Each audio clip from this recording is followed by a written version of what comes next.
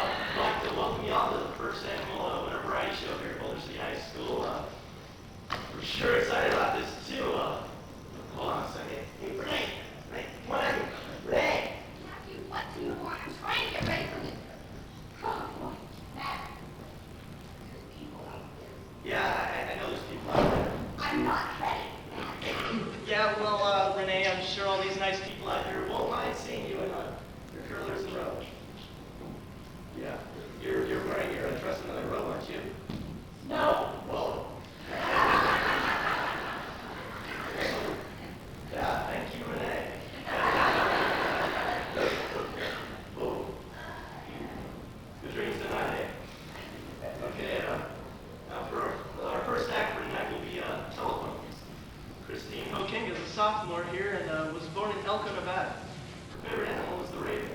Her life goal was to become an environmental lawyer or officer in the Coast Guard. Well, Christine, we hope you accomplish at least one of your goals. Rosemary's career is also a sophomore. She was born in Salt Lake City, Utah, the most interesting place she's ever been is Maine, Colorado. Her favorite play is Midsummer Night's Dream. She plans to go to college, marry, and get a good job in the engineering field.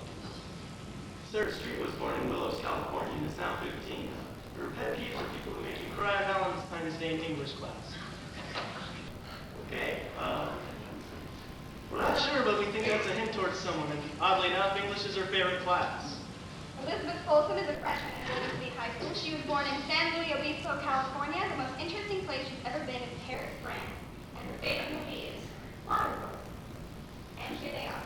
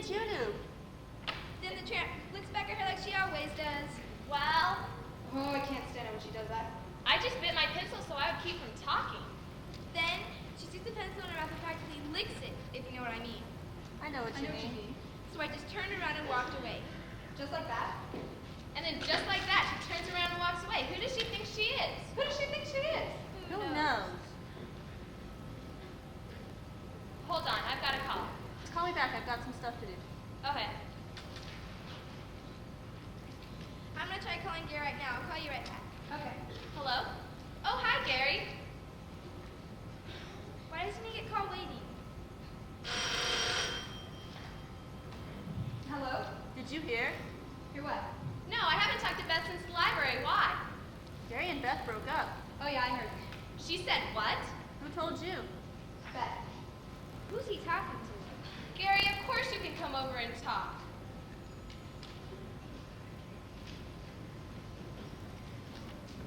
Dina, hold on just a sec. I've got a call. Okay, just come right back. Hello? It's busy. Well, I'm upset too. Beth is one of my best friends. Beth, I have Dina on the other line. How does she know about you and Gary? In about an hour? Fine. Put her on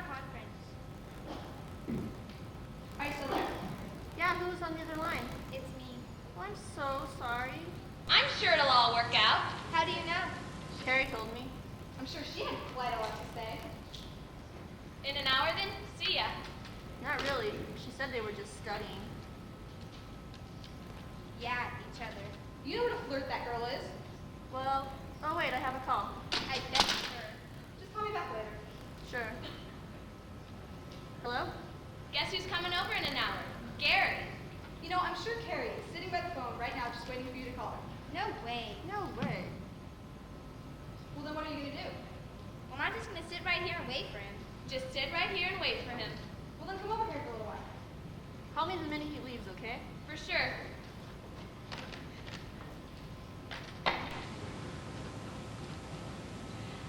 Well, what are you going to do? Heck, I don't know. Mom? Yes? I'm going out with Gary for a little while, okay? Not too long, Jared. It's school night. Okay. You know what I think? What? I think you should call him. I tried. It was busy. Oh?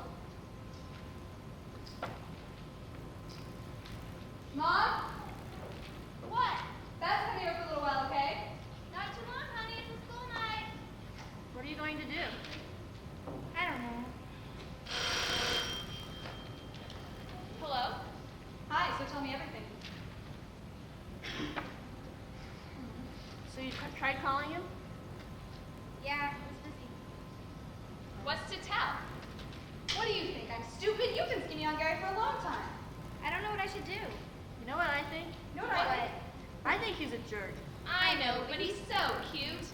Are you still on the phone? Mother! Now, Jared, get off now. I gotta go. Me too. My mom's calling me.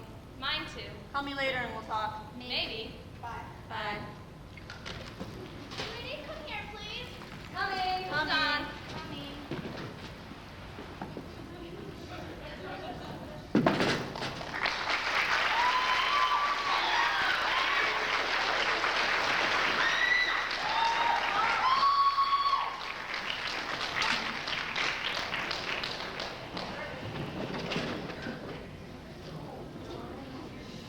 Thank you, Matt.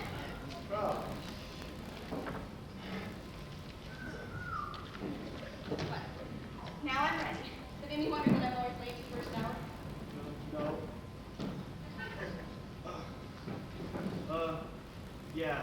So, can we try to do the show now since you're all dressed? 7 years ago, our forefathers brought forth. What are you doing? That's the wrong script. Oh, I found it. Smiling. And smiling was a stage direction. Oh. Well, we are overjoyed to be here tonight. The students performing who spent the last month working on these scenes in their theater class. And sure hope you'll enjoy them. Because we wouldn't want to offend any of them, would we? Didn't think so.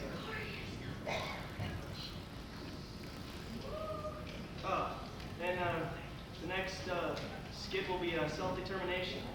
Chris Zick is a 15-year-old freshman here at Boulder City High School. He says his favorite class is theater. Yeah. He was in Phantom of the Opera, and surprisingly enough, that's his favorite play. Why is that surprising?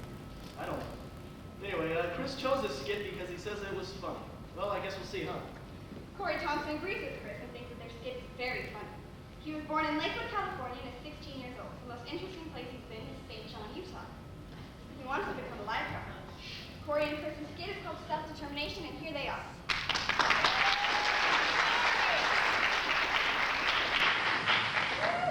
I almost had him, Butch. Yeah, you really took him by surprise. He thought he'd killed you. Let's face it, kid, it's time to retire. Just one more fight. There's no one left to fight. You lost to everyone. There's Murphy. You can't fight Murphy. Murphy's a bum. I know I can beat him. You can't fight Murphy. I'll murder him. I knocked him to smithereens. Murphy's no good. Bring on Murphy. You can't fight Murphy. Why not? You're Murphy.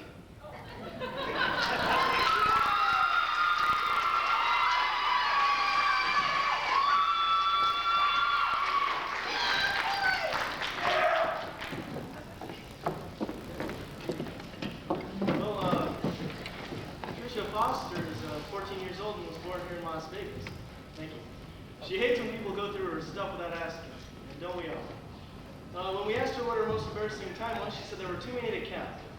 Well, we hope she does okay this time because she plans on being famous. And hey, who knows? This might be your big debut, huh? Justin Trone is a 16-year-old sophomore who wants to be a pilot. He was born in Minnesota and says his favorite movie is Independence Day. We wish you good luck, Justin, and hey, happy flying.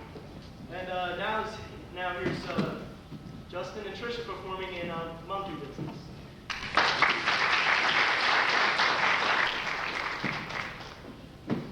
Thank you, officer, for lending me your coat. It was a bit nippy up here. You're welcome, miss.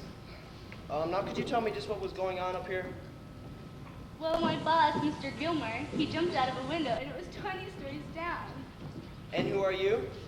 I am his private secretary. I take dictation, I type, and I look at stamps. Did you notice anything odd about Mr. Gilmore's behavior? Well, he was a bit peculiar that night.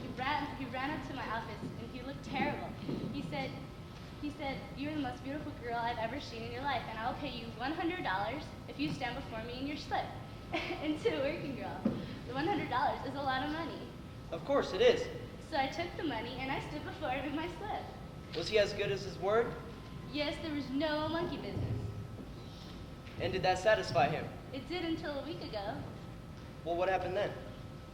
He rushed into my office. His eyes were rimmed with red and his tie was SQ. And he said that he couldn't get my face out of his mind and that he would pay me $200 to stand in front of him in my panties and brassiere. And, well, officer, to a working girl, $200 is a lot of money. Of course it is. So I took the money and I stood before him in my panties and brassiere. Was he as good as his word? Yes, there was no monkey business. And did that satisfy him? It did until 10 minutes ago. What happened then? He ran into my office. He said that he had been spending sleepless nights because of me, and then he said that he would pay me $500 to stand in front of him nude, and there would be no monkey business. Well, officer, to a working girl, $500 is a lot of money. Of course it is.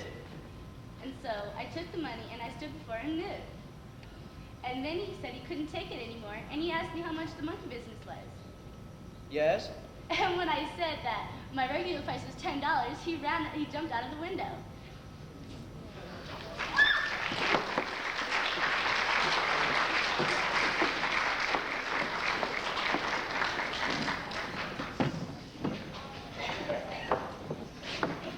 Renee is so sorry that she was late, but she's doing a great job now. Thank you, Maddie. Yeah, I love you, my little peach. My sugar bunny. Come on, you guys, knock it off. There's a show on. Hey, the show isn't even important. Just don't take my Rini away, please. Ow! Okay. Enough of that then, huh? Okay, Katrina Larson was born here in Boulder City. She's a freshman who would like to be an actress. Her past productions include Monster Ate My Homework and Little Women. Amanda Epstein was born in New York. She's a freshman who says the most interesting place she's ever been is Washington, D.C. Her favorite play is Romeo and Juliet, and her goal in life is to become rich and famous. Like, you'd just rather be one or the other? Okay. Troy Rittenbach and Charisse Altamirano also star in Accidents of Birth. Troy Rittenbach, a freshman at BCHS, whose life goal is to play pro football for the Washington Redskins. His favorite class is PE. Here they are now.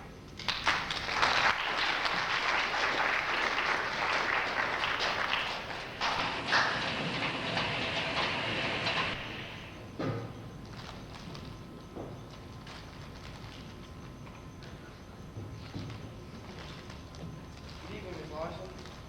How you feeling today? Fine. And when is your baby due? November 23rd. Good evening, Miss Eckstein. How you feeling today? Fine. And when is your baby due? November 23rd. Good evening, Miss Smith. How you feeling today? Fine. And when is your baby due? November 23rd.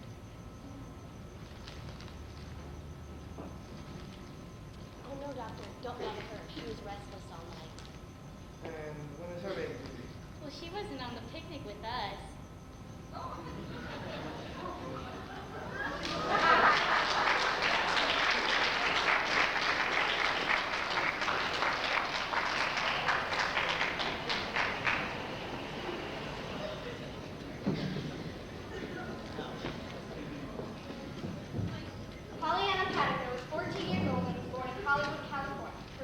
play is bathed in toilet. With Pollyanna tonight is freshman Bobby Murphy. Bobby wants to own his own computer business. His favorite animal is the python, and his favorite class is theater. He was born in Las Vegas, so good luck to both of you. Let's give a big round of applause.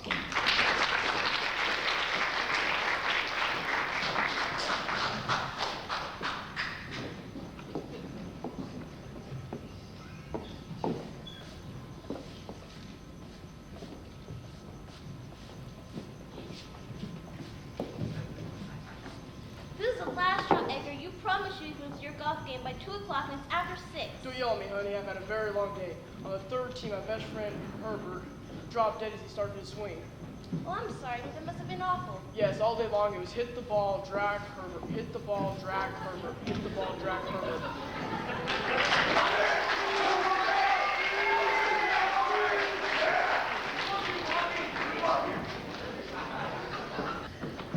All right.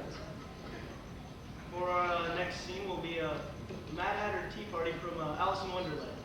Some of you may remember the star of the scene, Alice, as Popeye from the firecracker contest. Kimberly Coit is 17 years old and she's a junior at Boulder State High School. She wants to be a famous actress when she gets older, and we wish her all the luck in the world. We know she's got the talent to do it. Yeah, Chris Crane is a freshman attending BCHS this year. And he has no past productions, and he says his favorite animal is the dolphin. Mark Ladwig is also a freshman who will be performing in the scene. He says his favorite animal is the field mouse, which is fitting seeing as how that's his character. And Sarah Cutts joins into this scene being the Mad Hatter. So here they are.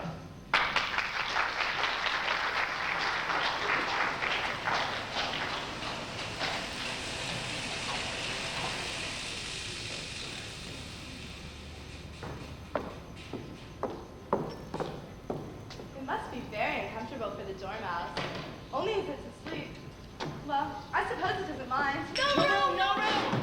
What are you talking about? There's plenty of room. Have some wine. Well, I don't see anyone. There isn't any. Well, then it wasn't very civil of you to offer it. Well, it wasn't very civil of you to sit down without being invited. Well, I didn't know it was your table. It's late for a great many more than 3. Your hair wants cutting. You know, you should learn not to make such personal remarks. It's very rude. Why is a raven like a rotten desk? Oh, come, we shall have some fun now. I'm glad they began to start asking riddles. Oh, I believe I can guess the answer to that. You mean you think you know what it is? Exactly so. Then why don't you say what you mean? I do, at least. Well, at least I mean what I say. That's the same thing, you know. Not the same thing a bit.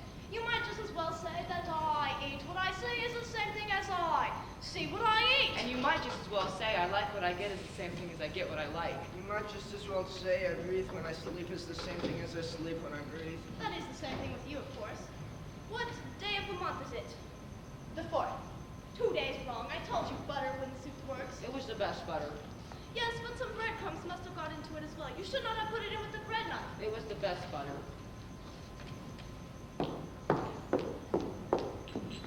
My, what a funny watch.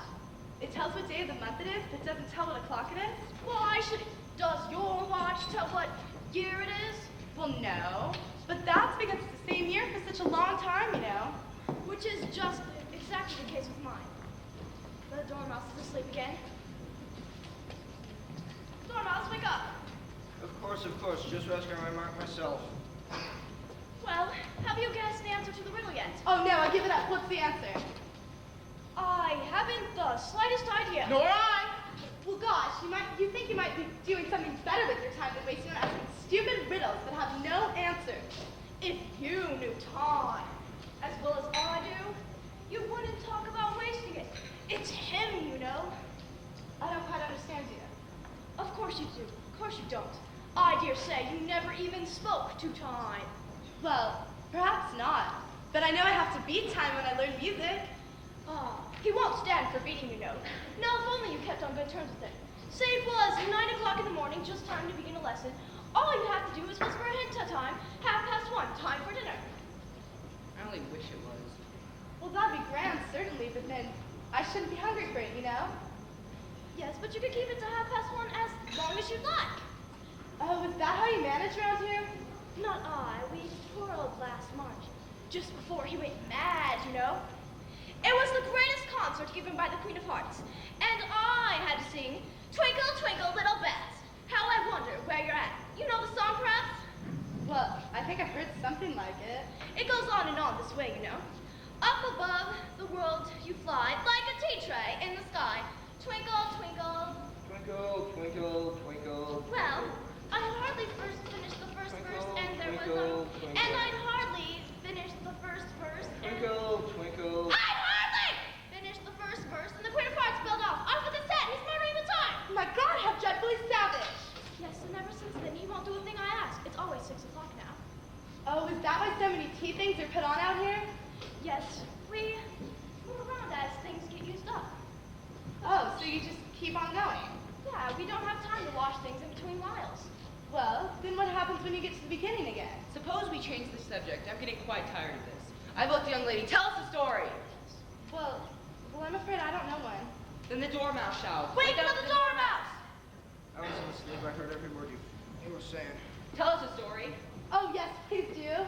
And be quick about it, because you'll be asleep before it's over.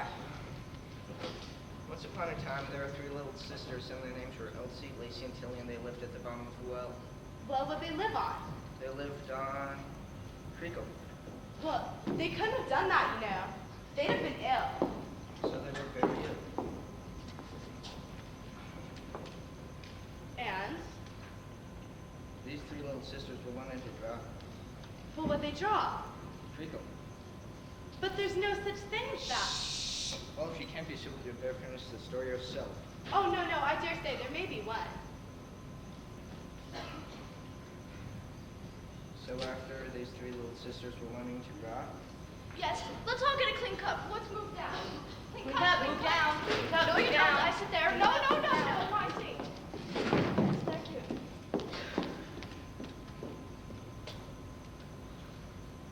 Well, please go on. so these 3 sisters were wanting to draw things that begin with an M. Why with an N? Why not? They were learning to draw such things as mouse traps and the moon and memory and muchness. You know you say things that begin with the muchness, but you never see any drawing that begins with muchness. Really, now you ask me? I don't know. Then you shouldn't talk. That was the stupidest tea party I've ever been to. I'll never go back there.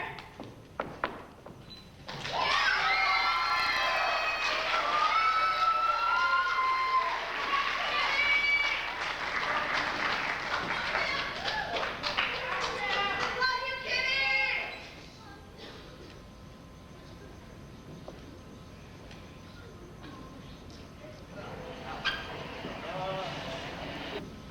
We're back. For our next number, there's a script. Oh, here we go. Oh, okay. My dearest Matthew, what is this? I'm just getting here. Who is that from? My sister? You don't have a sister. Oh, I don't? No. Oh, well, it must be a love note, I guess. You jerk! Oh! Yeah. Oh, God. Yeah. Okay. Well, the next act will be Men in Slime. Wait, this has got to be a joke. Nah, never mind. I guess it's real. Okay, with Amanda Eckstein, Katrina Larson, and Cherise Altamirano again.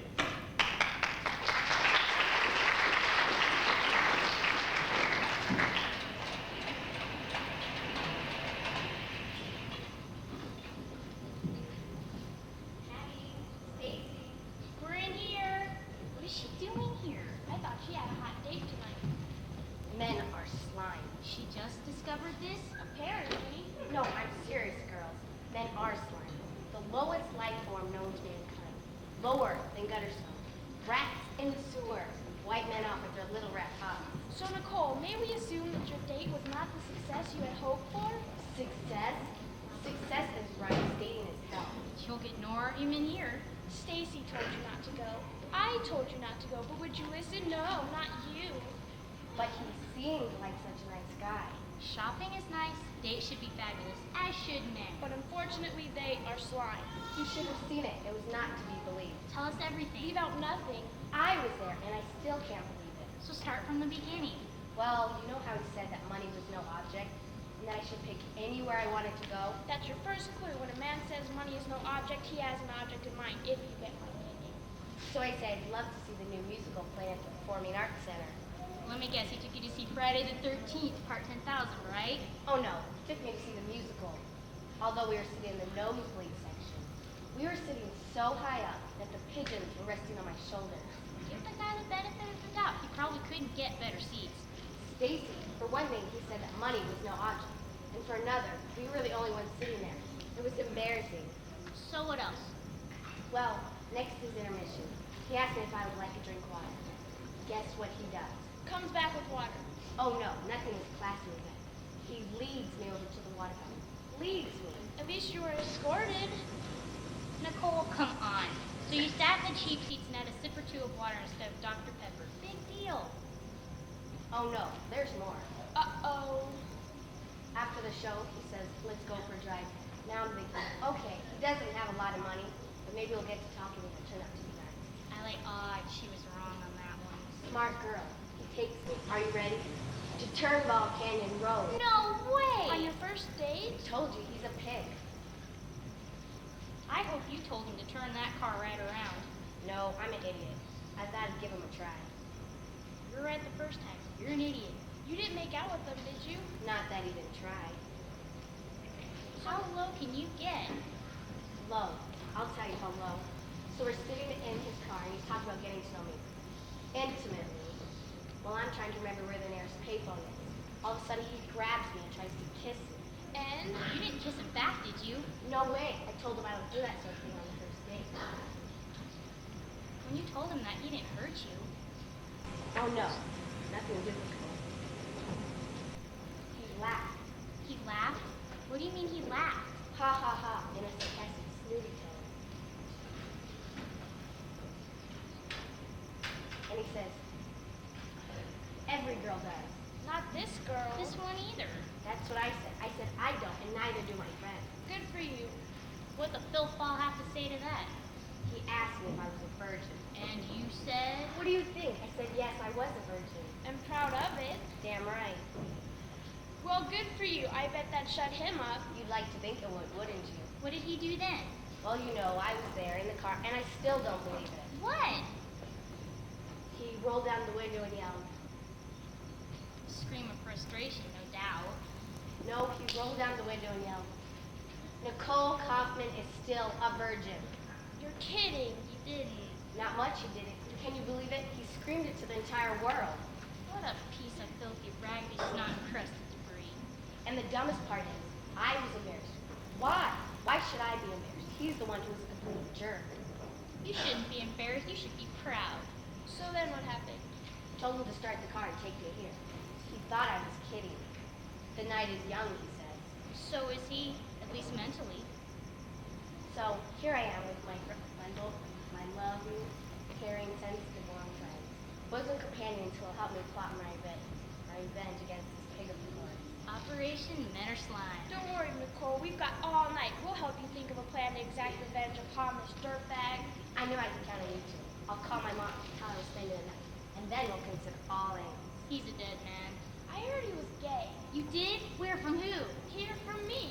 I like that gossip. That's a good start. And the night is young.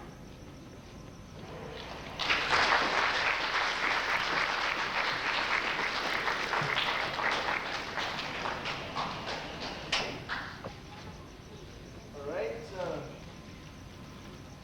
Now I'd like to introduce Chris Barton and Renee Ott, co-hosts, performing a scene from Othello. Now, some of you may not know this, but they just recently took this scene from to the Utah Shakespearean Festival, where it took 5th place. And it'll be set up in a couple minutes, so I don't know what to do. Oh, never mind, here they are.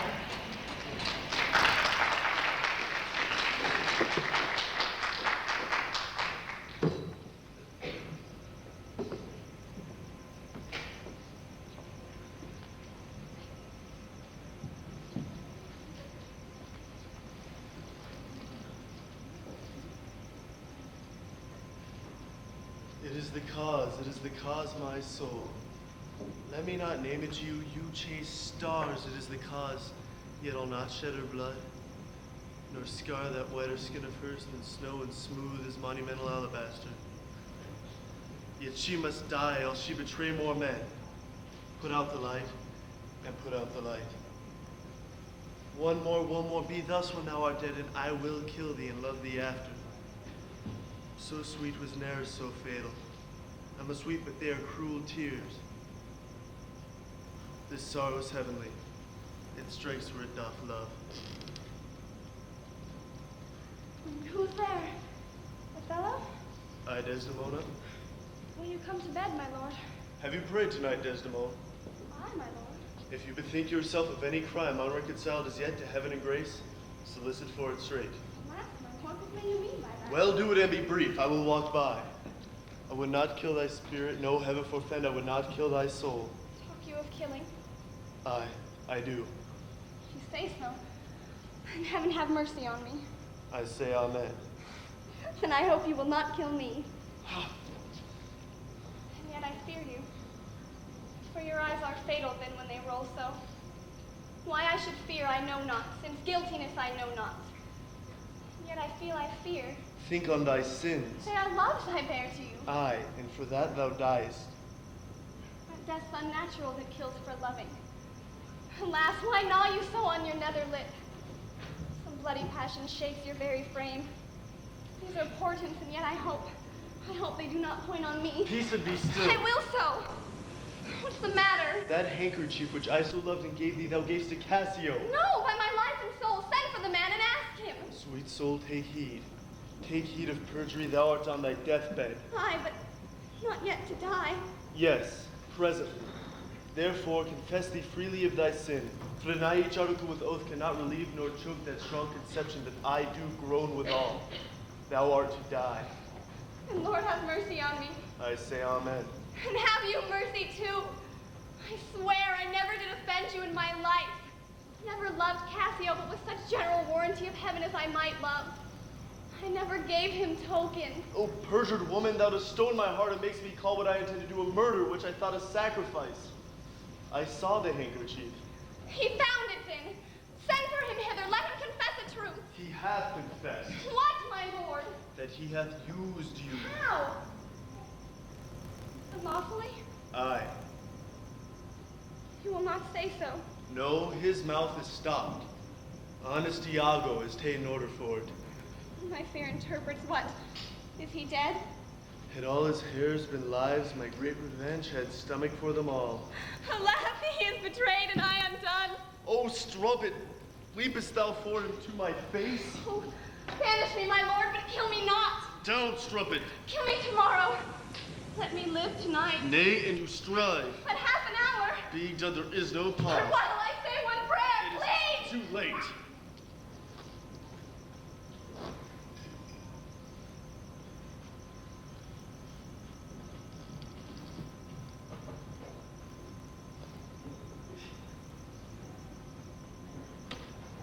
My wife.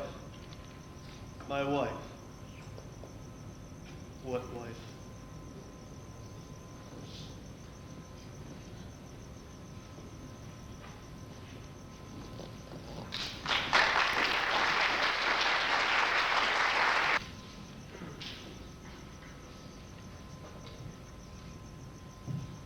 Well, the next act is going to be The Little Princess. Amanda Vinhas was born in Honolulu, Hawaii. She's 14. She can't stand annoying people. And she says the most interesting place she's been is Iceland. Margot Watkins is a sophomore at BCHS. She was born in Riverton, Kansas, and she has a fancy for Gumby's Pony Pal Pokey. That little orange horse thing, yeah. Her favorite play is Much Ado About Nothing. She hopes to become as great as Quentin Tarantino, and maybe perhaps this is her big debut, and here they are.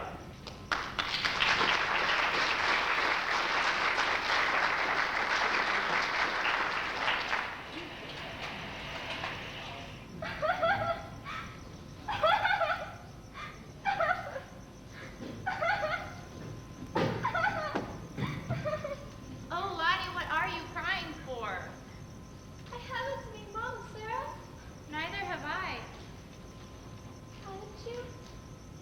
is she?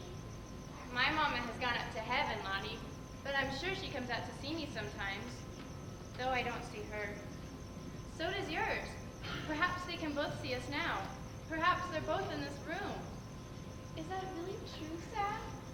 Well, some people might think it's rather like a fairy story, but I enjoy pretending. If I pretend really hard, then it doesn't seem as much like pretending as it does real. Why are you always making up stories and pretending things, Sarah? It makes things easier to bear when I'm unhappy. I miss my papa a great deal, and I know he misses me. So I pretend things to make me the sort of little girl he wishes me to be. What sort of things? Well, I pretend that I'm a princess, because princesses must never be cross or unhappy, but must keep their tempers always, no matter what. Does it help you? Are you a good girl? I don't know. It just happened that I was born with a father who is handsome and nice and clever and can give me everything I like. Perhaps I'm not a good child at all. But when you have everything you like and everyone is kind to you, well, how can you help but be good-tempered? I don't know how I shall ever find out. Perhaps I'm a hideous child, and no one will ever know just because I never have any trials. Lavinia has no trials, and she is horrid enough. Well, perhaps that is because Lavinia is growing. I think she's dreadful, but you can never be dreadful, Sarah. You're the most wonderful girl in the whole world.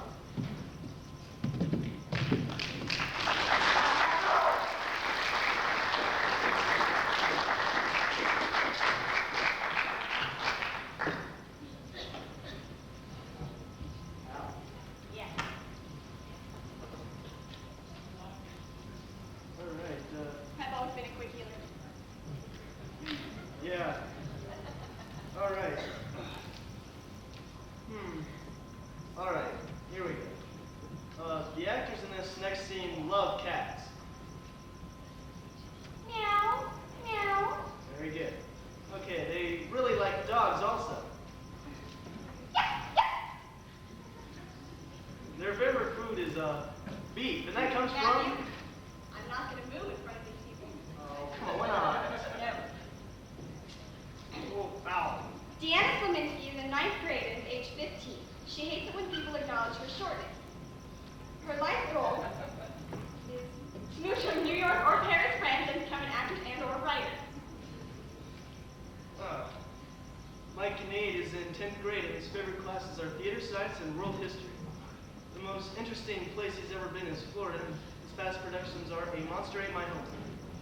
Amber Dubler is also in this skit. She's a 14-year-old freshman and her favorite class is theater.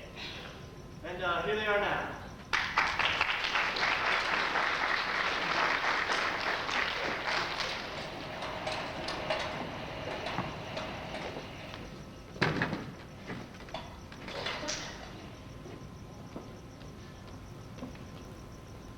Did you look At what?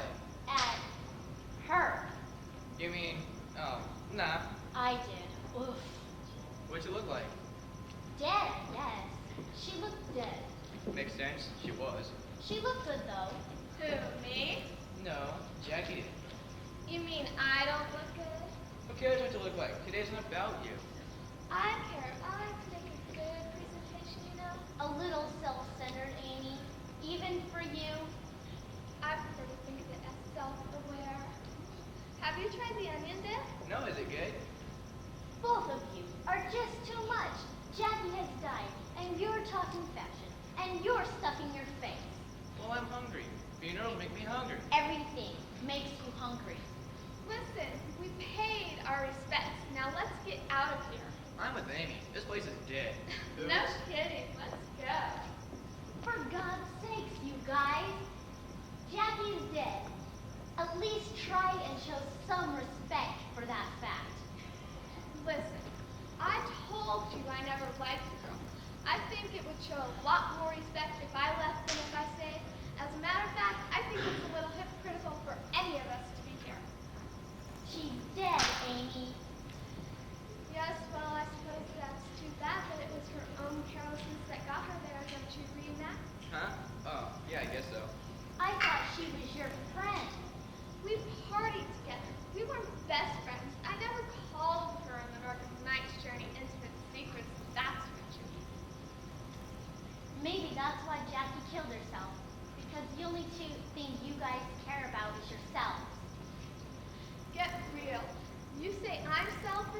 what she did is about as selfish and self-centered as you can get.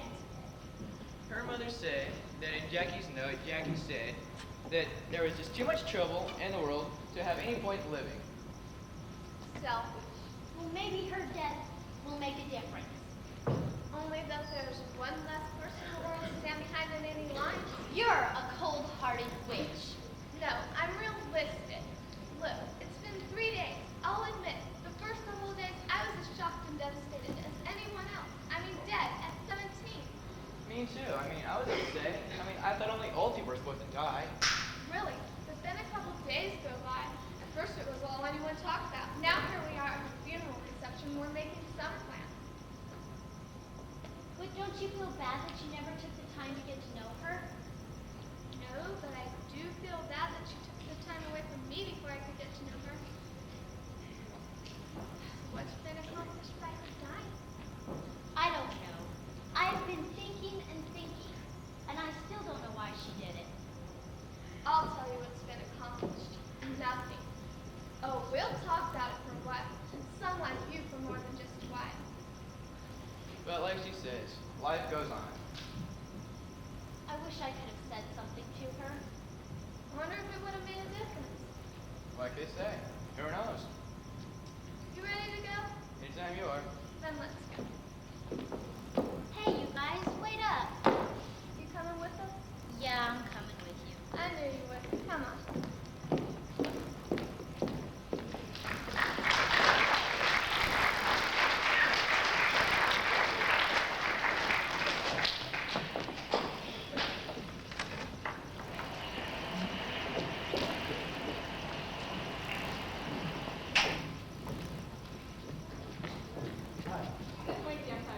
Yeah, thank you. Okay, the next act. Matt, how's your mother? My mom's fine. Don't interrupt me again, okay? The next act is I really like your mother. She was flying good. Yeah, she's an excellent cook. Don't you see I'm trying to talk here? Anyway, the next act is... Your mother sure can make pancakes. Yeah, she makes good pancakes. The next act Yeah, is... good and hard. Hey, listen, drop the pancakes, okay? The next act If I is... drop them, they'd knock a freaking hole in the floor. Okay, don't mind me. There's an audience out there. Why don't you just give them the pancakes, okay? Anyway, the next act If I gave them the pancakes, they'd all drop dead.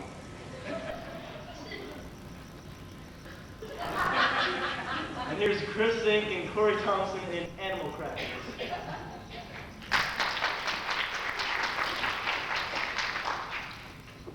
Ladies and gentlemen, the Boulder City Theater is proud to present another added attraction, the world's greatest explorer and animal trainer, Mr. Bring 'em Back Alive Count Corey. Thank you, just call me Ted. Tex has agreed to answer some questions, sharing his vast knowledge of the animal kingdom. But first, we all like to know what part of Texas you're really from. I'm not from Texas, I'm Louisiana. Why do you call yourself Tex? A whole lot better than Louise, isn't it? It is at that. Jason McHugh from Boulder City, Nevada, asks, is catching wild animals a dangerous profession? Oh, you bet it is. If you don't believe me, ask my late wife. Your late one. Oh yeah, she was a victim of a fatal misunderstanding. You see, we're pitching our tent in a jungle clearing near the Nile. And it was hot when we went to sleep, so we were both on a mosquito netting nude. Well, in the middle of the night, a pack of hunters came through making a hell of a racket. My wife was startled, so she jumped out, forgetting to put a robe on. One of the hunters called out to her, "Are you game?" She replied yes, so they shot her. Dear me. Do you hunt yourself? Oh, no, never. Which brings me to the next question. Miss Carrie Finger from England wants to know how you control your animals. I talk to them. You talk to them. I speak all major language groups. Duck, fluent duck, for example, spatter of a pig, and a whole lot of bull. I wish you had a word or two with my dog. He needs it. Dogs Dogs can't talk, and if your dog tells you you can talk, he's lying to you. Okay. So, let's see.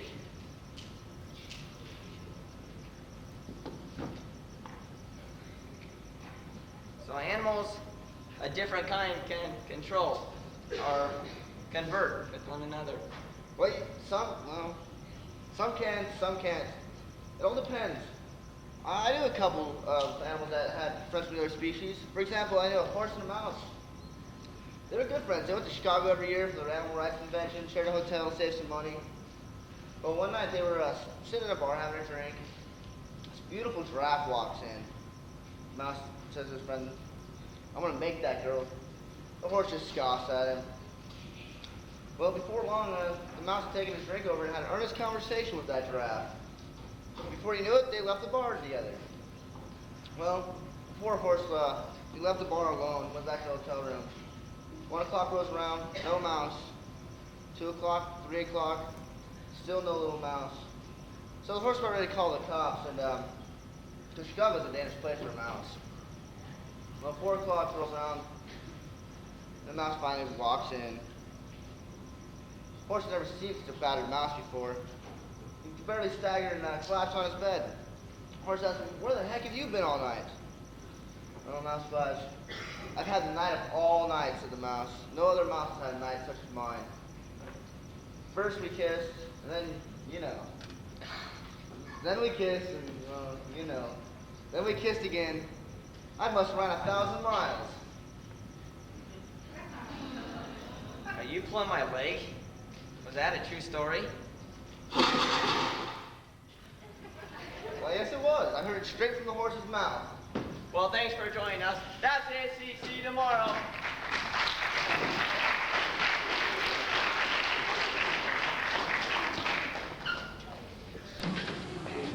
Man, I'm getting sick of this. Well, then that's actually very exciting. Yeah, I'm getting tired of this anyway. I'm gonna go look for some women, okay? Are you looking for any women in particular? No, I'm looking for women who ain't particular, duh. Well, next we have Save the Best for Last. Melinda Julie Bourgeois is a 17-year-old at Boulder State High School. Her favorite class is sports, and her favorite movie is Ace Ventura: Pet Detective. The coolest place she's ever been is Canada. She hopes to become an elementary school teacher. And here she is singing Save the Best for Last, accompanied by Miss Party.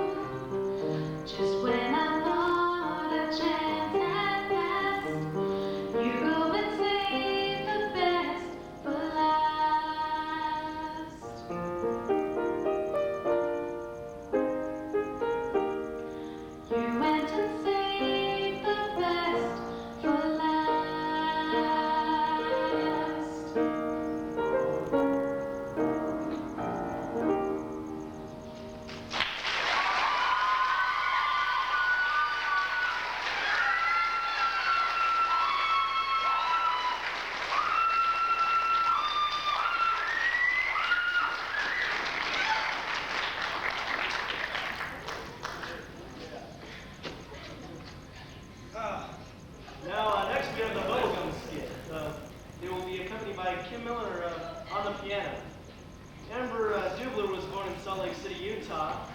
Yeah. Her favorite animal is her dog, and her life goals include getting a new car and going to college, but not particularly in that order.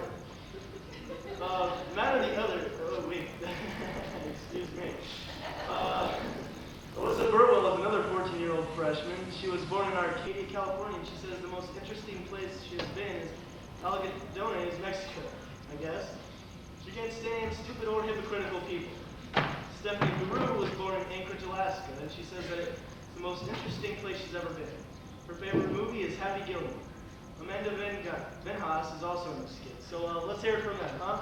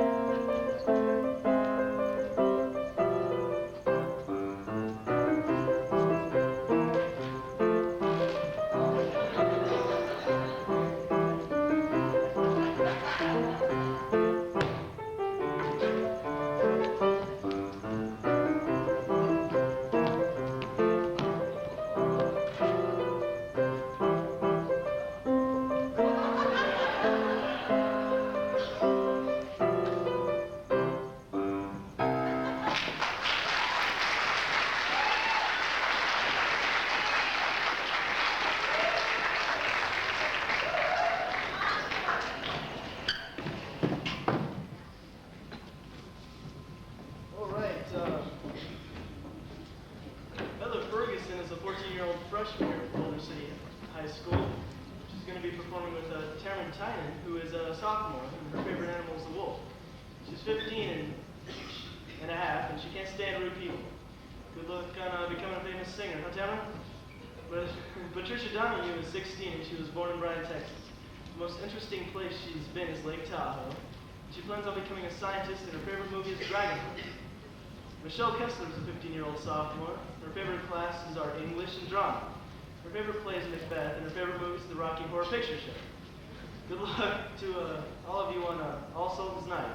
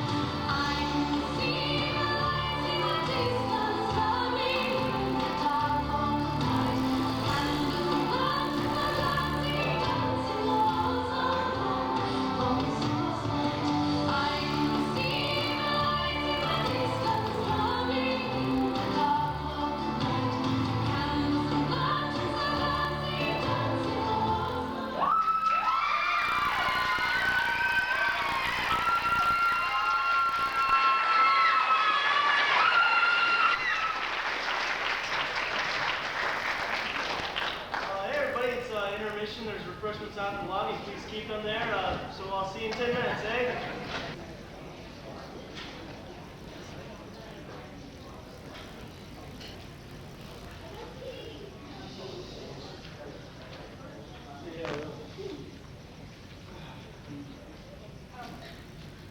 Wait another show, man. Yeah, thanks. Okay, now I know I shouldn't care, but I just walked in on Matt and some young girl. Whoa, Renee, you got the story wrong. Okay, here's what happened, really. Okay, so during the intermission, I went backstage to get a drink out of the sink, right? So when I get to the sink, there's this little frog sitting there, you know, it just looks so sad, so I thought, hey, why not? So I took it to my dressing room with me because I hadn't touched my makeup and all, so when I get there, I had a little, you know, shoebox and I filled it with a pillow and put the frog there because, you know, it's important to keep pets, you know, new pets like love. Yeah. And so anyway, it looked really sad when I put it in the box, so I go, what the heck? So I bring it over and I put it on my lap while I'm doing my makeup. And there's the spotlight. Thanks.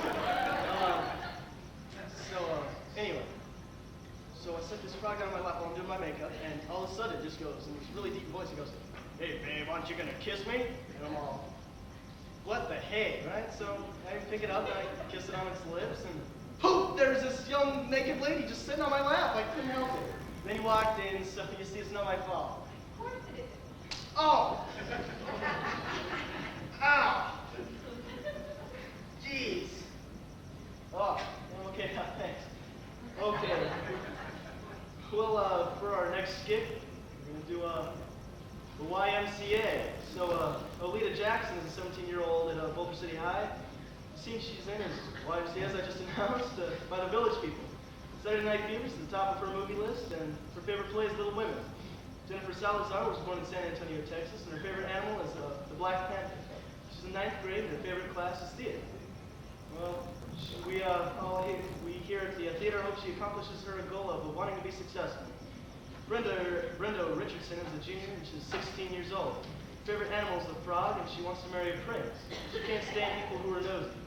The most interesting place she says she's been is inside of Mexico. There's also Valerie Durin from Phoenix, who is 16 and a junior here at Boulder City High School. And also starring will be Jason McHugh, whose lifelong goal is to be a wino. No, I'm just kidding. I'm just kidding. He hopes to be in a successful rock band. So let's give him a big round of applause, huh?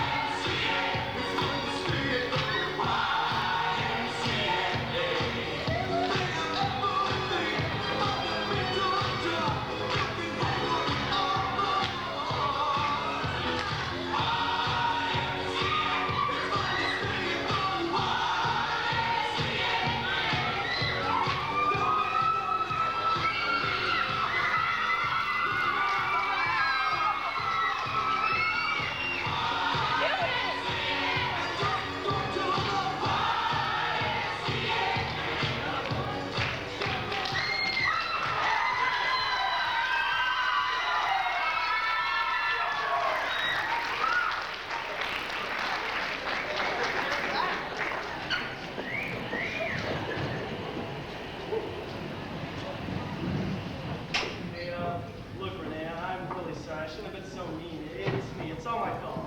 You're right, it is your fault. Typical. Well, what more do you want from me? I apologized. You're so. Ah!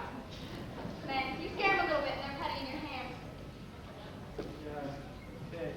A senior at school, Steve Brown, who hates teachers' pets, is going to perform grocery raids.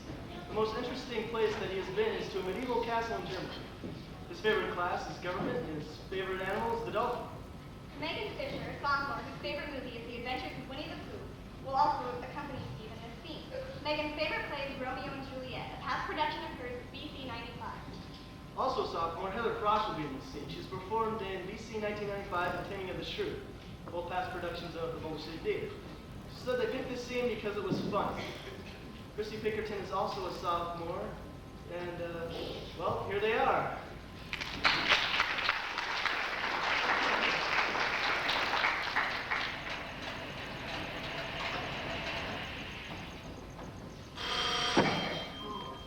McSorley's Green Grocer. Patrick Stevens McSorley speaking. Your wife's throwing a party? My wife threw a party last night. Down the stairs. I was the party. You need some bread, soda, and cheese, huh? There'll be 200 in the blue room, 300 in the gold room. How many in the men's room? You'll need at least $1's worth. I'll go back and have the order myself. Goodbye. O'Hare! Yes, sir. I'll be in the back. Straighten up the store while I'm gone. I didn't know it was tilted. Say, how much are your grapefruits? They're 10 cents each. And how much are your oranges? They're 5 cents each. I'll take a grapefruit. Here's your grapefruit. On second thought, I'll take an orange. Here's your orange. Here's your grapefruit. Wait a minute, little girl. What do you think this is? Charity institution? You didn't pay for that orange. I gave you the grapefruit for the orange. But you didn't pay for the grapefruit. I didn't take it, did I? No, it's still here. By the way, how much is the grapefruit? 10 cents. And how much is the orange? 5 cents. Well, you owe me 5 cents. Yes, I do. You're gonna lose the customer that way. No, she may be right. How may I help you, ma'am? I'd like a half a head of lettuce. We don't sell half heads of lettuce. I want what I want, when I want it, and right now I want a half a head of lettuce. I'll have to ask the manager, Mr. McSorley. Yes? There's a dumb son of a gun over there who wants half a head of lettuce. And this nice lady wants the other half.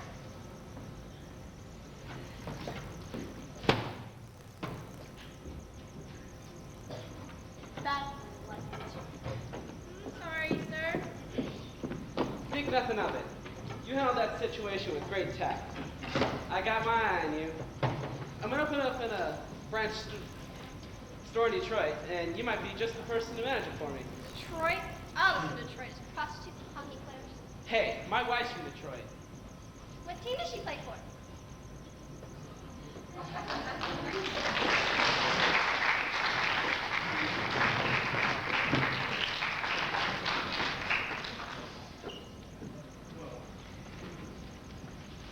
Gosh, man, I can't take it anymore. I'm getting real tired. Hey, man, you look a little tired. bad day. I mean, I slept right through my nap. I missed the whole thing. But Matt, That's it. I'm gonna leave. I think I'm gonna go to the bar. why? I'm gonna drink to forget. Forget what? I don't even remember anymore. Oh well. Why don't I just help you introduce this next act, huh? Next we have a scene from The Wizard of Oz. Here's lions and tigers and bears. Oh my! Stephanie Corey hates waiting around, so let's bring her on out. You may have seen her in 1995 BC. Ah. Stephanie is a sophomore in her voice. Callie loves The Wizard of Oz, so it's no wonder that she's playing Dorothy in this scene. Callie is a ninth grader who loves the movie Braveheart. Sadie Van... What was it?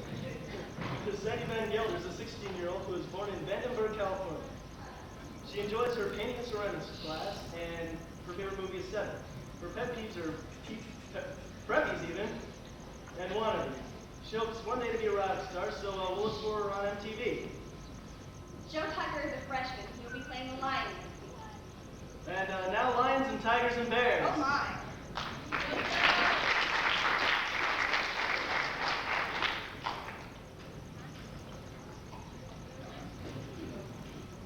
Oh, I don't like this forest. It's dark and creepy. I don't know, but I think it's gonna get darker before it gets lighter. Do you suppose we'll meet any wild animals? We might. Animals that eat straw? Some, but mostly lions, tigers, and bears. Lions? And tigers? And bears. Oh, lions and tigers and bears. Oh my. Lions and tigers and bears. Oh my. Lions and tigers and bears. Oh my. Lions and tigers and bears. Oh my.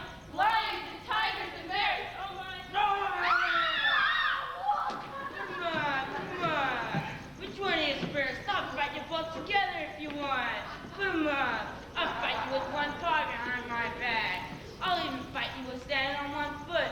Put 'em up. I'll even fight you with my eyes closed. Sneaking an axe on me, eh? Sneaking up on me, eh? Why, Here, go away and let us alone. How long can you stay fresh in that can? Come on and fight, you shivering junkyard. Put your hands up, you lopsided bag of hay. Now that's getting personal, Lion. Why don't you get up and teach them a lesson? Why don't you teach them? I hardly know him. I'll get you, Pee-wee. No! Shame on you! What did you do that for? I didn't fight him. No, but you tried to. It's bad enough picking on the straw man. But when you go around picking on poor little dogs. Didn't have to go and hit me, did you? Is my nose bleeding? No, of course not. My goodness, what a fuss you're making.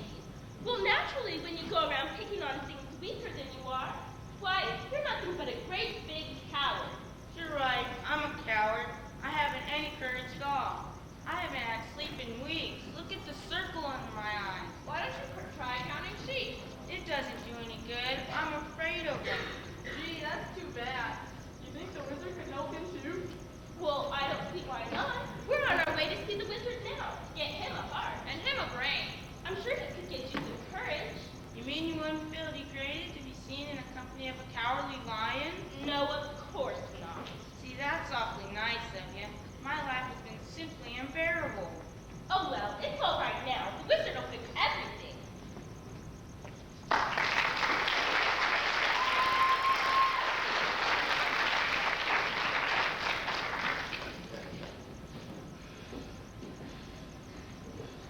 Yeah. All right. Okay. Well, now that Renee's done, there's only one thing I can say. She drives me nuts. I mean, I was just talking to a few of the dancers backstage, and then she just goes off on me. And she won't even come back out. Women are so emotional, don't you think? Come on, man. Okay. She, oh, never mind. So, what about my pledge? Well, anyway, here's Amber, even, Dubler, Stephanie Guru, and Alyssa Burwell, and cheerleaders.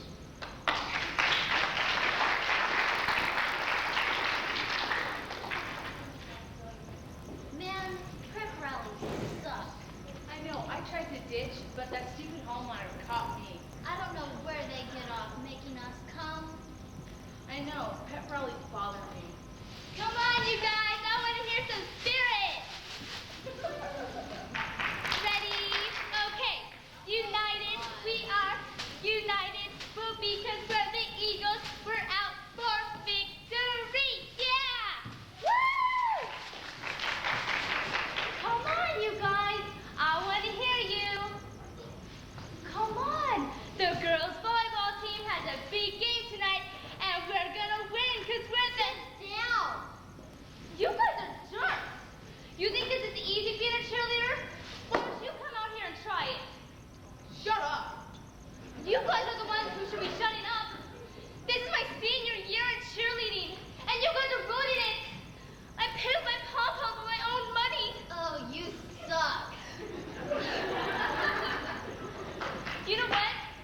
I was gonna do a split for you guys, but now I'm not gonna, because I know that you don't appreciate anything. But I'll give you one more chance, because I'm nice. Go Eagles! Go Eagles! Yeah! Go Eagles!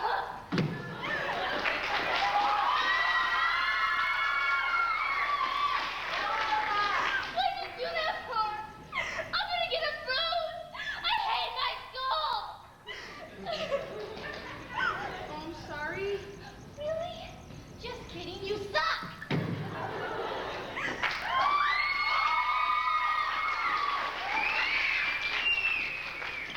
I know they're mad at me, but that's okay. I'll just remember the cheerleading motto. Hands on hips and smile on lips.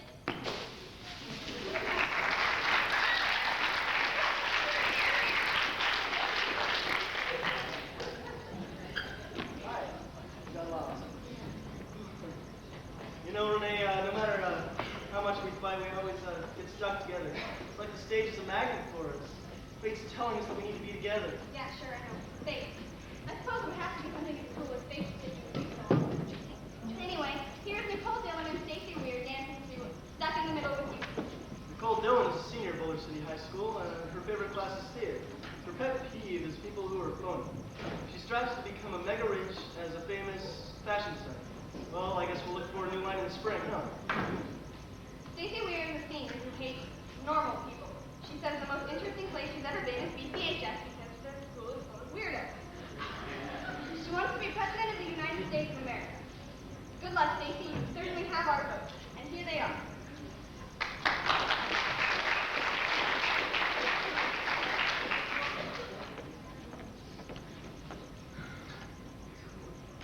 Stacy, come on. Stacy!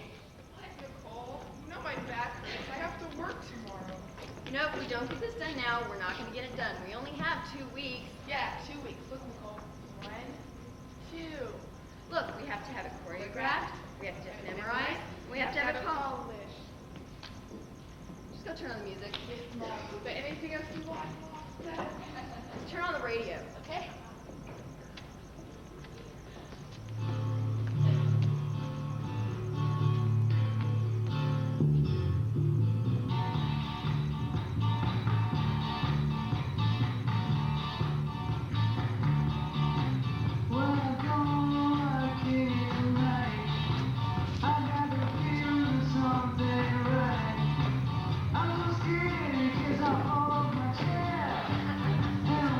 I'm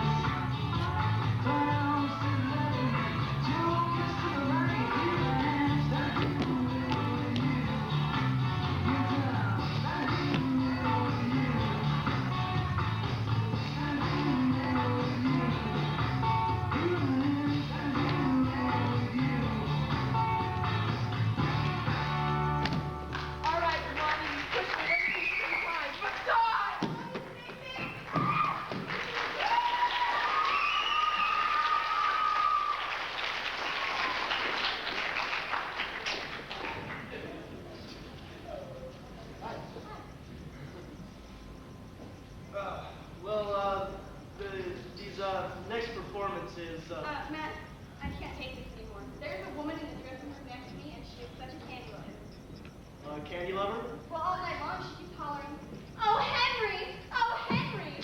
Not to mention the size of my dressing room. Hey, from experience, believe me, size don't matter. Sure, it doesn't matter. Okay. Anyway, Shaylin Karpowicz is a junior at Boulder City High School who hates when people spread rumors that aren't true. She hopes to become an elementary teacher, and her favorite class is English. Shaylin's favorite play is Friends, and her favorite movie is Willy Wonka and the Chocolate Factory. Crystal Bean is a sophomore at Boulder City High School. She loves the movie Romeo and Juliet, which also happens to be her favorite play. Her lifelong goal is to get married and become a legal assistant and go to college. Not in that order. And Margot Watkins again in Friends.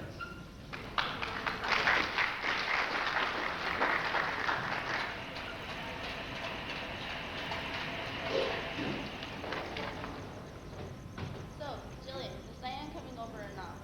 I don't know. You know how she's been lately, after her breakup and all. Please, I don't want to hear any more about it. I swear every time we three get together is our main topic of conversation. You know what's worse? We talk about it even when she isn't here. Sarah, we gotta stop this.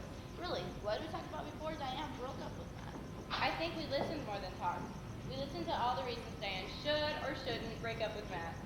I'm beginning to wonder if we even have a life worth talking about. Maybe we don't. Then don't you think that we should get one?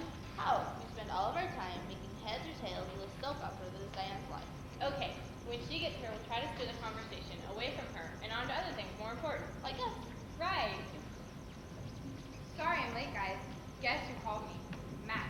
I spent 20 minutes on the phone trying to tell him that I never want to speak to him again. It took you 20 minutes to say I don't want to talk to you? Were you speaking in a foreign language? You know how persuasive Matt can be. I held my ground up. I told him it was over, finished. I never want to see or speak to him ever again. And? Well, I think he's coming over tonight to try and work things out with me. What should I do? Well, I'm going shopping. Jill, what about you? Shopping sounds good. I mean, what should I do about Matt? Hey, Sarah, you want to ask him to go shopping with us? Oh no, it might be fun. Hey, I'm serious here. I'm having a problem and I need a friend's advice. Diane, do what you have to do. But I don't know what to do. Either be there or don't. Really, make a decision. I don't know. Help me. Give me some direction. North. What? North, it's a direction. Jill, it's going a little rough, aren't you? Maybe I am going a little rough. But I'm getting more than just a little tired of the greatest love story ever told. What Jillian is trying to say, and not very well, I might add, but it's for the past 6 months. I think it's been longer. Whatever, anyway, the longest time. Long? We've been living this soap opera. Okay, for lack of a better phrase, soap opera with you, and we discovered it's all we ever talk about. What do you mean? What we mean is, when you're here, all we talk about is you and Matt. And when you're not here, all we talk about is you and Matt. Well, I'm sorry I came to my so-called friends with my problems. I guess I was under the incorrect belief that that's what friends are for. Oh, thank you, Miss Dionne Warwick. Jillian, please. No, Sarah, I'd like to know how she truly feels. Fine, Diane. The three of us have been best friends since 4th grade. We've been through quite a few boyfriends since that time, and it's never once affected the friendship we three have felt for each other. Until now. What Jillian is trying to say... Shut up, Sarah! I know precisely what I'm trying to say, and I'm more than capable of saying it. I think I'll just sit over here and drink my Dr. Pepper. Well, Jillian, go on. Since you started going out with Matt last February, all we've listened to from you is Matt this and Matt that. It's been a hard relationship. You're 16 years old. You're too young to work out a hard relationship. May I get in here? Diane, we miss you. I don't mean you go out with Matt too much. I mean, we miss you. When you are here, Matt is here with you.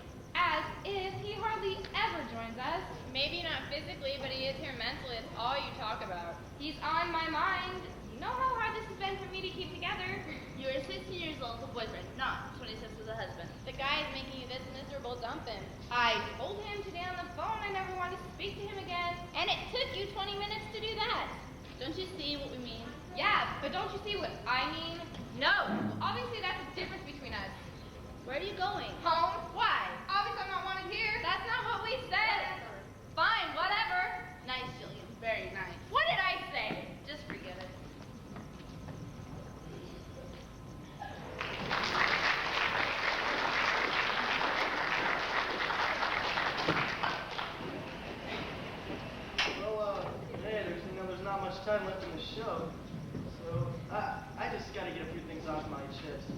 Why is it that every time I start to understand you, something happens when you totally throw me off? How can you honestly claim to have ever understood me when you don't even understand it yourself?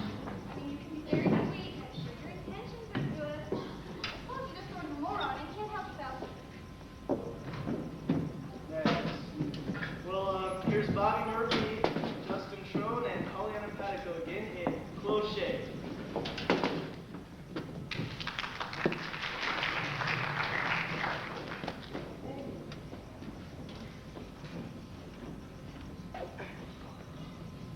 Say, you're the prettiest thing I've seen all week. How about a date tonight?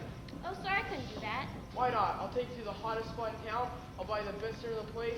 Then we'll dance cheek to cheek. Then we'll come to miles for a nightcap. We'll slip into something more comfortable. You understand, sir. I'm a married woman. So what? Just so your husband would run out with a couple of girlfriends. Why don't you tell him yourself? He's shading you.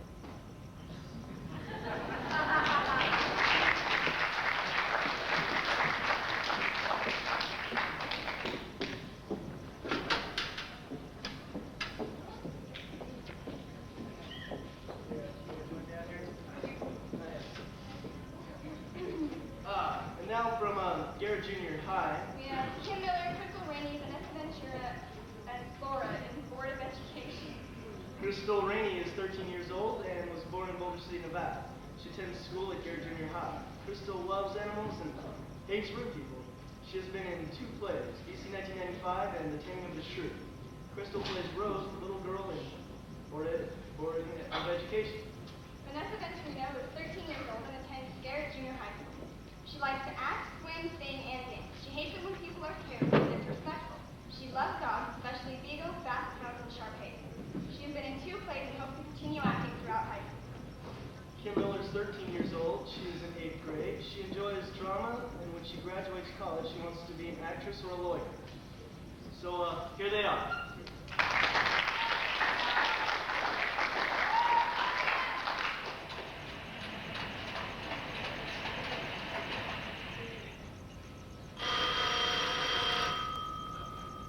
Good morning, sweetie. Good morning, teacher. Where's Ryan? Here I am, Teach.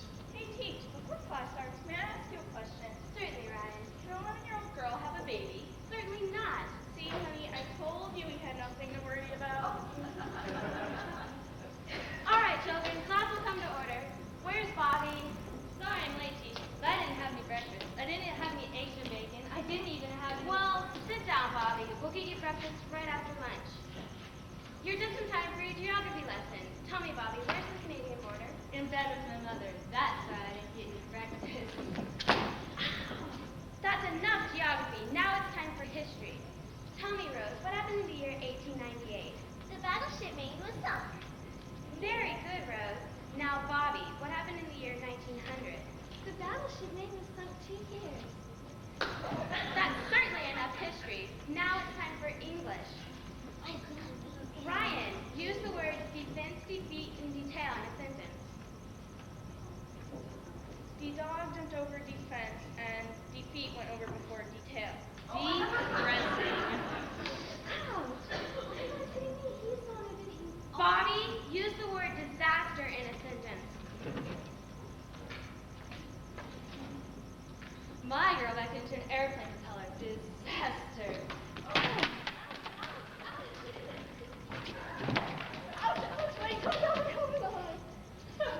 Now it's time for poetry. I love poetry. You're the type that would. Rose, do you have one? There was an old woman who lived in a shoe. She had no children. She knew what to do. What's the address of that shoe? Bobby, if you'll keep this up, I'm going to keep you after school, take down your pants, and spank your little bottom. You keep promising, but nothing ever happens. Hey, Teach, can I go to the boys' room? Certainly, Ryan. You're excused. Hey, go for me, will ya? Sure, pal.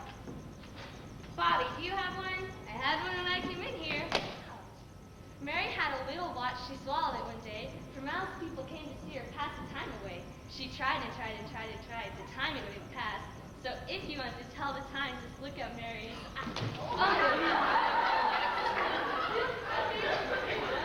I went. Did you go for me? You didn't have to go. Hey, Teach, I've got a little one. I wouldn't boast about it. Here goes. I know a girl from the Boston mess. She waded in water clear up to her knees. That's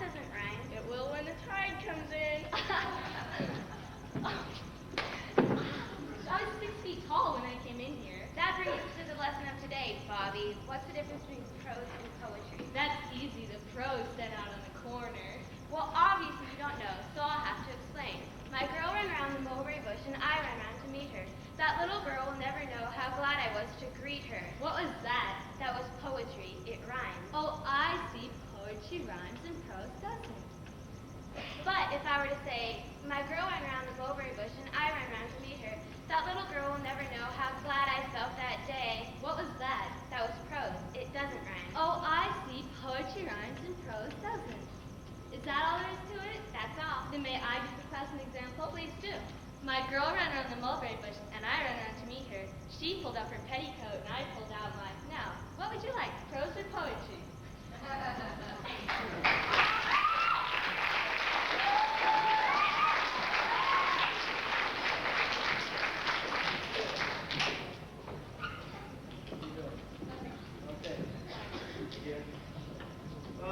For our next act is a scene from the movie Reservoir Dogs. Julia Yosef and Dave Trudeau. Julia Yosef is a 17-year-old at Boulder City High School. He has plans to get rich quick. One of his past productions is the Miss Firecracker contest. Well, Dave Trudeau, his past productions include Boylesque, is that Flair or Tear? That's hair. Oh, Hair. And I Remember Mama. And here they are.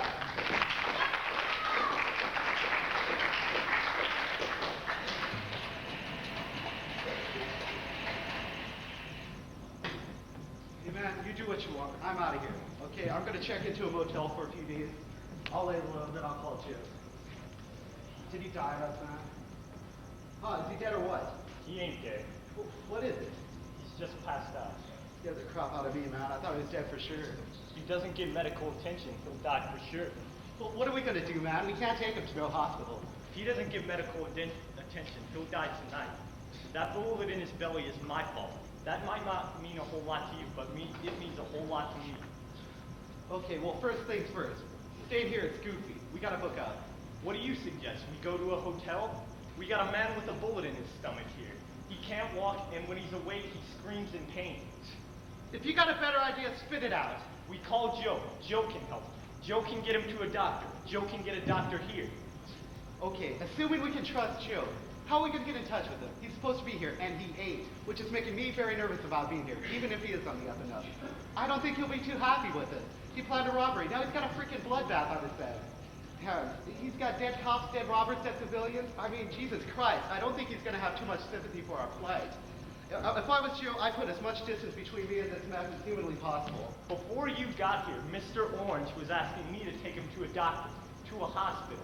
I don't like the idea of taking him to the cops, but he's gonna die. He was begging me to do it. Well, let's do it then. Well, he asked you to do it since you don't know nothing about us. They'll just think it's his decision. Well, he does know a little bit about me. What? Wait! You didn't tell him your name, did you? I told him my first name and where I was from. Why? I told him where I was from just a couple days ago. It came up in conversation. What was telling him your name when you wasn't supposed to?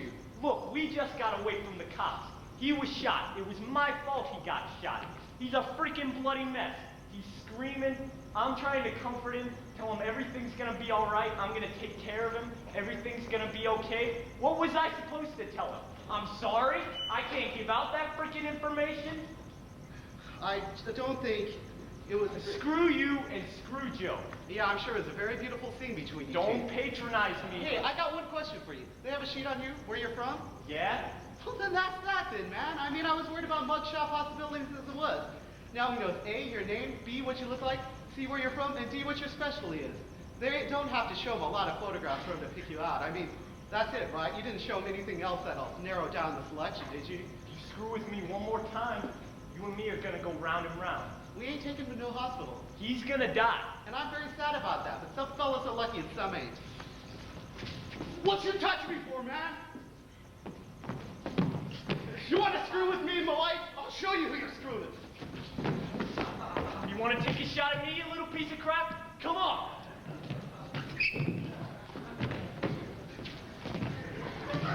Screw you, White! I didn't create the situation, I'm just trying to deal with it. You're here acting like a first-year freaking thief, and I'm acting like a professional. They get him, they can get you, and if they get you, they get closer to me, and that can't happen. You're looking at me like it's my fault. I didn't tell them my name, I don't know where I was from. Crap, 15 minutes ago you almost told me your name. Your body got us stuck in a situation you created, so if you want to throw dirty looks around, throw them at a freaking mirror.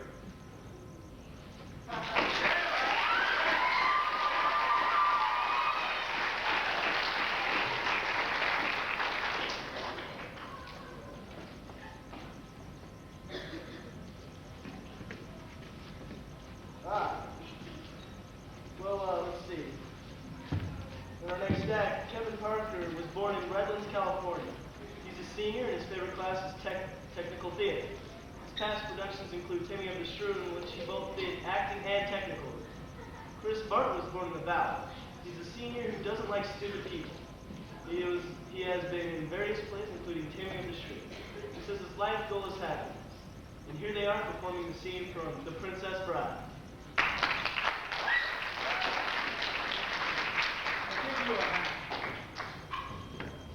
Thank you.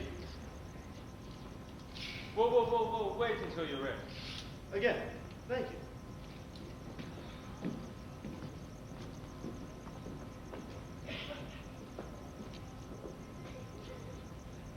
I do not mean to pry, but you don't by any chance happen to have 6 fingers on your right hand? Is this the way you begin every conversation? My father was slaughtered by a 6-fingered man. Was a great sword maker, my father. When the 6-fingered man appeared and requested a special sword, my father took the job. A year before he was done. I've never seen its equal. The 6-fingered man returned and demanded it, but at 1/10 his promised price. My father refused. Without a word, the 6-fingered man slashed him through the heart. I loved my father, so naturally I challenged his murderer to a duel. I failed. The 6-fingered man left me alive, but he gave me this. How old were you? I was 11 years old. When I was the strongest, I dedicated my life to the study of fencing. So the next time we meet, I will not fail. I will go up to the 6-fingered man and say, "Hello, my name is Inigo Montoya. You killed my father. Prepare to die." So you've done nothing but study swordplay? We'll pursue it more than I study later. You see, I cannot find it. It's been 20 years now I've started to lose confidence. I just work for Cassini to pay the bills. It's not a lot of money in revenge. Well, I certainly hope that soon you'll find him. You are ready then? Whether ever not, you've been more than fair. You seem a decent fellow. I hate to kill you. You seem a decent fellow. I hate to die. Begin.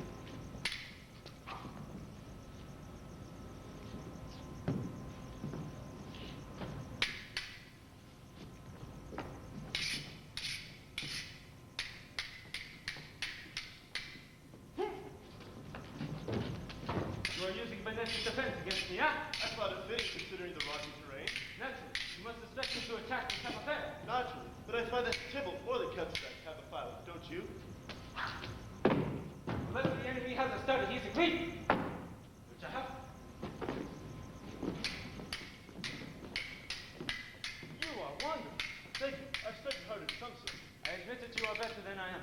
Then why are you still smiling? Because I know something you don't know. What is that? I am a lieutenant.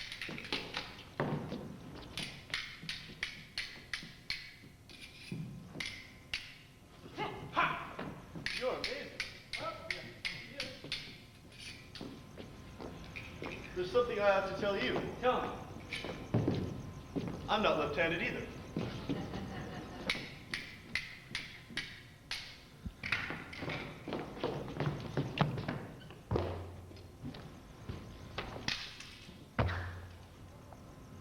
Who are you? No one of consequence. I must know. Get used to disappointment. Okay.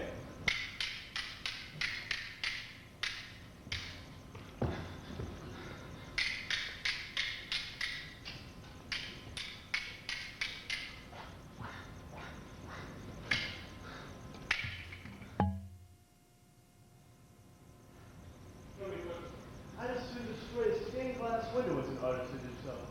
However, since I can't have you fall on me either, please remember,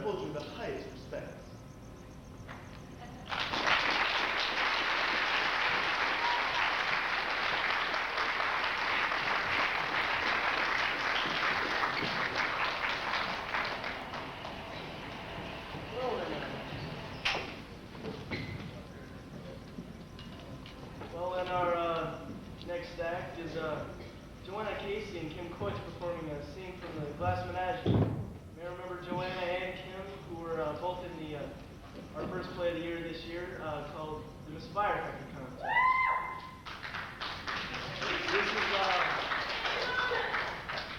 This is Act 2, Scene 6 of the Glass Menagerie. And Amanda is preparing Laura for a gentleman caller that Tom is bringing over.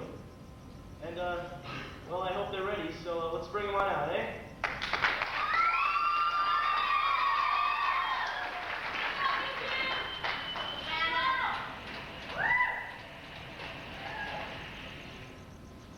Why are you trembling? Mother, you made me so nervous. Oh, now, Laura, how have I made you nervous? Well, by all this fuss, you make it seem so important. Well, it is important. You know, I just don't understand you. I try so hard to help you have a good time, and you just blow it all off like you don't care, but yet you're not just satisfied with just sitting at home. Now, come here. I want you to take a look at yourself. Oh, no, wait a minute. I have an idea. Mother, what are these for? They call them figure enhancers. Well, I won't wear them. Yes, you will. Well, why should I? Well, to be painfully honest, Laura, your chest is flat. Oh, Mother, you make it seem like we're setting a trap. It is a trap. All pretty girls are a trap. Ooh, and men expect them to be. I've got to get myself ready now. Laura, you're going to be so surprised by your mother's appearance. I've got a big surprise.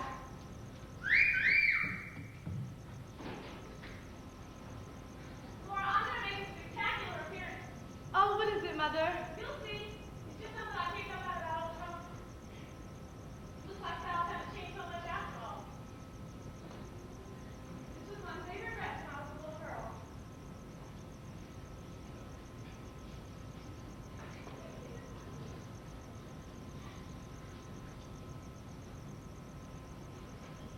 I'm almost ready, Laura. Here I come.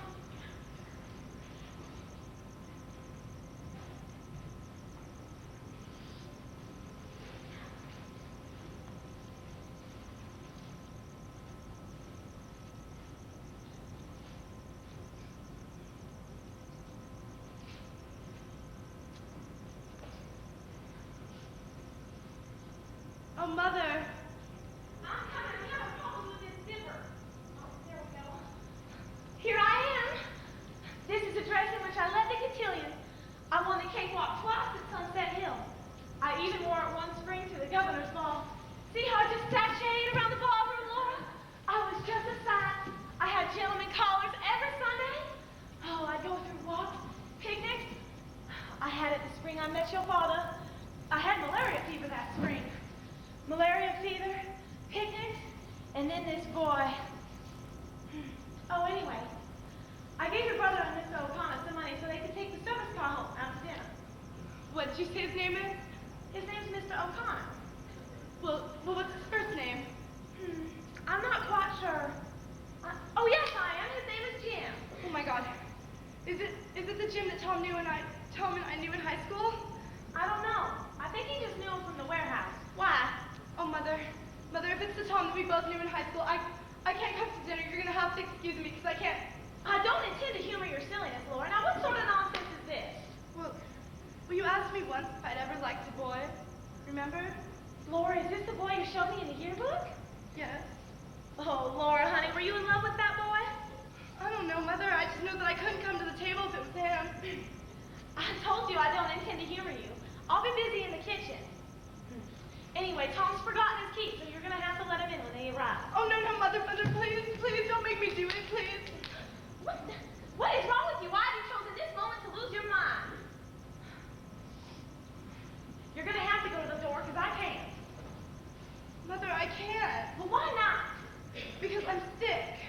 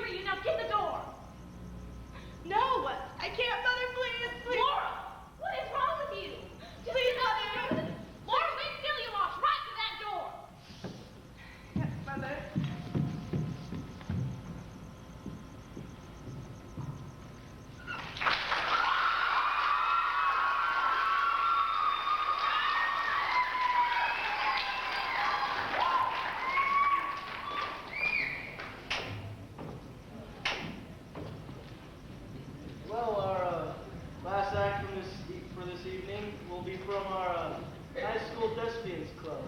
It's called Insanity. Fitting their Renee's in it, huh? Well, I guess, well, let's hope they're ready, huh? Let's give them a big round of applause, eh?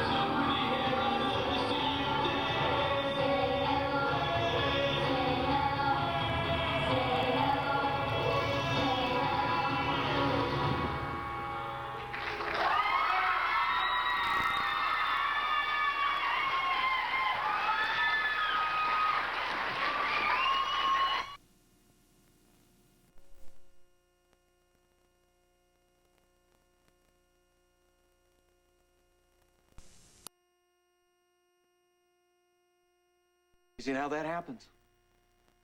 Did I just step on a landmine there? No, not for me. What I remember and how I deal with it is the focus of my life.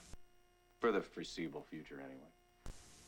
Right. Well, Doc, the worst is over. The important thing is we are going, you are going, home tonight. Well, you're half right. What?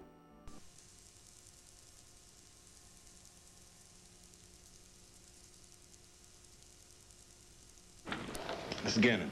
If you're looking to prove that Mayor Buchanan has stolen city funds, she's in her suite at the Palace Hotel, shredding documents as we speak.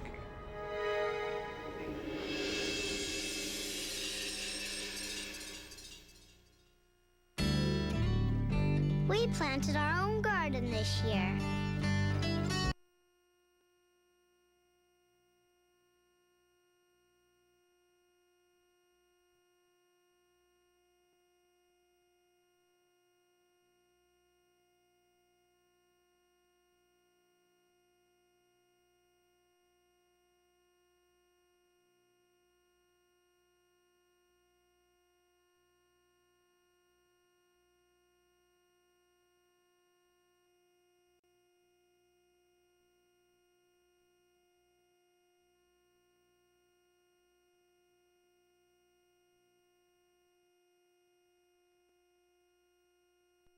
You both are very familiar with this one.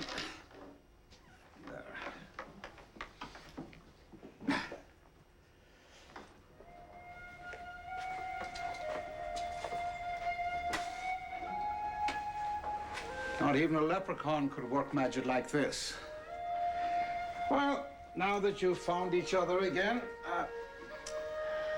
oh well.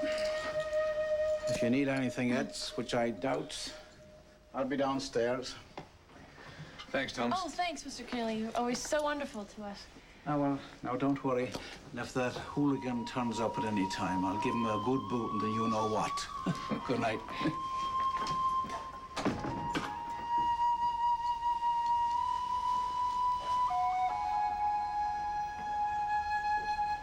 This conference between me and my superior, it's private business. I know that. Oh, yeah, well, you don't act like it.